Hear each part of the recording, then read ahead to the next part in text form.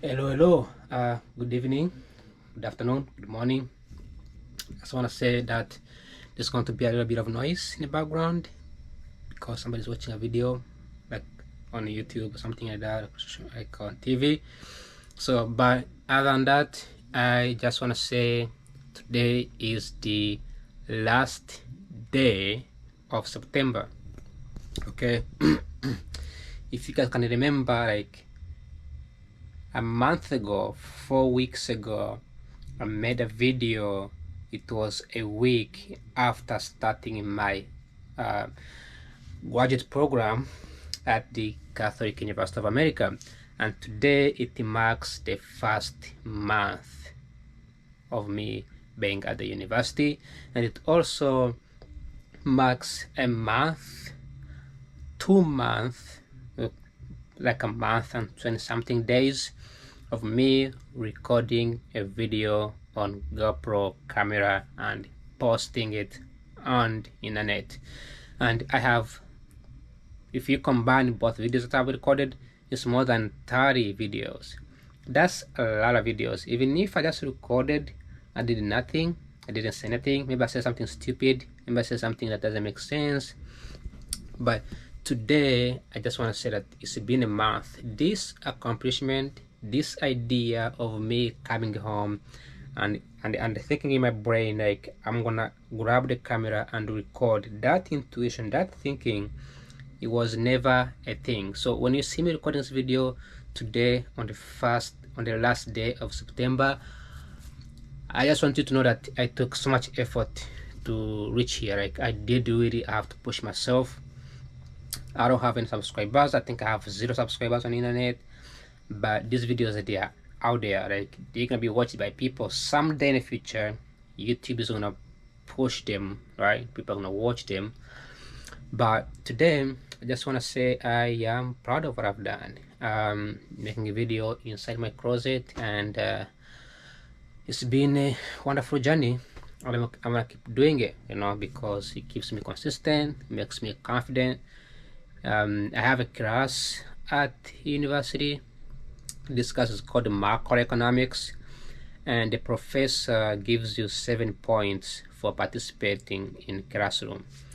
And I also do participate in other classes, but my participation is not because I am genuinely smarter or I am genuinely extroverted or crazy guy. My participation, which I have been having consistently 100% participation the whole month, is that it's because I am making these videos. When I make these videos, I'm speaking for 15 minutes. Like imagine every day you have 15 minutes of speech. 15 minutes non-stop. I go on camera, I speak all the time, and I'm always thinking. I don't pause, I only pause like 3 seconds. This is very important because very few people, unless you are like mentally disabled, right, in no way a normal person can speak for 50 minutes every single day. Okay, it requires a ton. And if you're not a journalist, if you're not an advocate, it's not like I'm here advocating for certain stuff, right? It's not like I'm here complaining. I don't come here complaining. I don't come here expressing my side view. I just come out to make a discussion inside my head into the camera. This is a discipline that I have never seen before, despite me being like the most disciplined person. So I am really proud. It's been a month. When I started this, I didn't know that I could actually do this kind of stuff. I had no idea that today, for a full month, I could consistently record a video and upload it. Okay, so that's what I have to say, is that I have accomplished so much. The second thing I want to say is that I cannot believe that I'm a master's program. Okay, this was not an idea. It was not something that I thought I would do when I moved to Washington DC. But here I am, and a master's program. So far so good. It's been a month, so this is something that has definitely gave me a lot of understanding, especially behind the scene on the policies and the leadership and confidence, right? I mentioned how I went to a job fair and I was able to hand out 11 resumes, something that I've never done before. So as I make this video, tonight at 12 a.m. I have to publish an article on the internet. Okay, the article is going to be based on what I've been studying and what I've been mentioning in these videos for the past few weeks, which is conditional versus unconditional cash transfers, universal basic income, what else, the human capital, human technology, then the AI, because we read out of AI. The Nvidia and OpenAI, they had a deal for $100 billion of worth of GPUs, and so today I went to Professor and I asked him to give me some feedback. Yesterday I asked another professor to give me some feedback about my article. They both gave me good feedback, but because unfortunately I don't have time to like compress all this information to one, tonight I'm gonna just write and finish everything within like, I don't know, like seconds or minutes or whatever. So again, just want to say that as soon as I finish making this video, I'm probably gonna have dinner, food, and start writing right away. I don't know if I should use ChatGPT on it and see if it's gonna help me out. I probably could throw in those research papers into ChatGPT and see if it does help, and see if it is gonna give me some ideas. Maybe I'm thinking maybe like expanding onto one paper and maybe one topic, maybe cash transfer versus conditional versus unconditional cash transfer, then just ponder on that and expand it a bit more and then talk about it and then conclude with that and then link that with UBI. Because this needs to be done by tonight and I have a strict deadline to publish something by 12 a.m. before it gets early morning. So again, part of what I'm writing about is the deals between AI and Nvidia. If you don't know Nvidia is one of the biggest companies right now, that it's been growing pretty fast because of the demand in the microchip and supercomputers, the GPUs.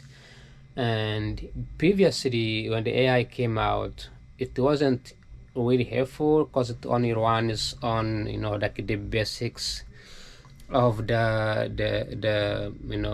data centers, but the problem was to link between the AI and make sure that because AI has a huge amount of data, and if you plug that data into like a normal computer, normal laptop, it's gonna shut down because the data runs on binary numbers, so zeros and ones. So the more data you have, the more amount of binaries you're gonna have, and then in order for a computer to function, it has to run billions and trillions and trillions of binary numbers, right? So you have to be running like fast, right? Which is why you see computers usually normally shutdowns, or they run out of the battery, or the more larger the data, the larger the files are, the more like the computers gonna be running so much.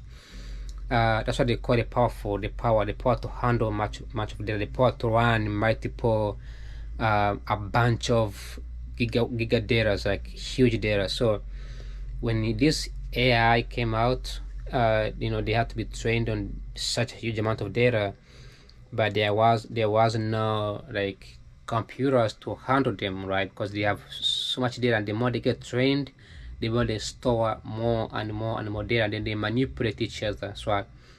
So if I'm training about, if AI is going to train about the shoes, right, they can say, okay, the shoes is black, it has razor and stuff like that.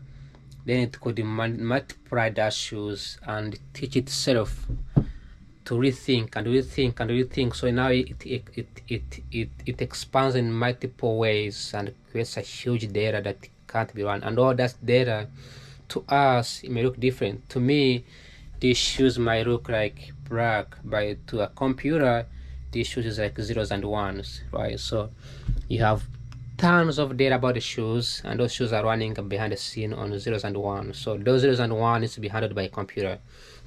And NVIDIA so far has been the only company that was able to provide a bunch of a huge powerful GPU that has been researched recently, and that GPU will be able to handle that amount of data. So they signed a deal, $100 billion worth of a deal, and that means now OpenAI can have a place to store that much data. Each data is equal to 10 gigawatts. 10 gigawatts is equal to $10 billion. So the total was $100 billion.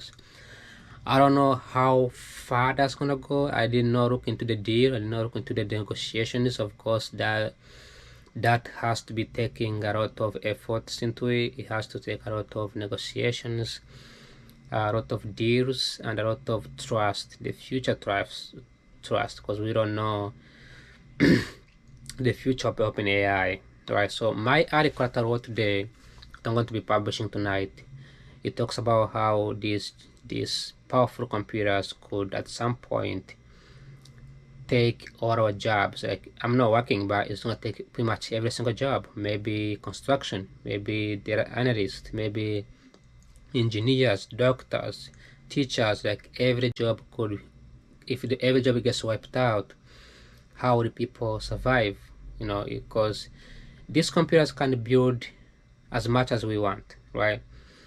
But they don't consume. Computers don't consume. They're not humans. They don't eat. And the reason why we work, the reason why we do the job, the reason why we perform tasks is because we consume. We buy phones, we have computers, we have houses. These are consumption. Computers do not consume. As if they produce but they can't consume, then we really need somebody to be able to consume. Those are humans. But humans consume based on the income, regardless if the income is time when you go to work, make some money. The income could be generous, like a friend gives you free food, right? But the income can be something that is free found on the streets, like mangoes. But at the end of the day, we know that we consume because we have to spend some specific income or time, something like that. But if computers take all the jobs and we have just sit down and do nothing, no school, no studying, no working, nothing, right? We don't have income. So how are we gonna consume if you don't have income, boy? And this is when this article that I'm gonna be writing about, I just actually wrote about it. I'm gonna be publishing it soon, tonight, 12 a.m. It does go like explain how, if as computers are getting better and better, maybe we can start thinking about giving some sort of universal income to people so that they can consume, right? Because it makes sense. If NVIDIA with OpenAI makes a deal of $100 billion,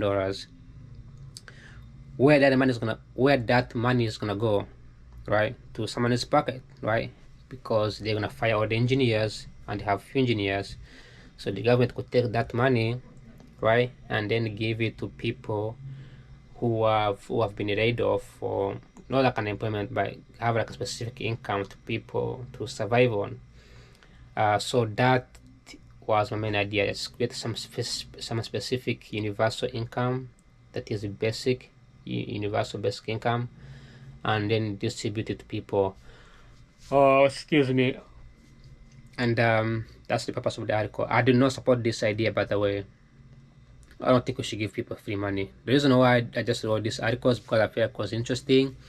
I didn't have anything to share.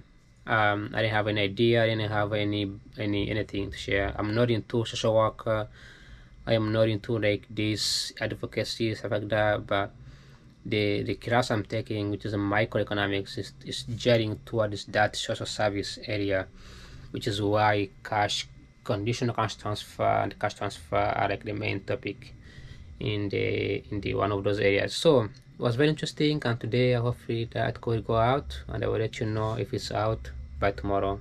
Like always, ciao ciao.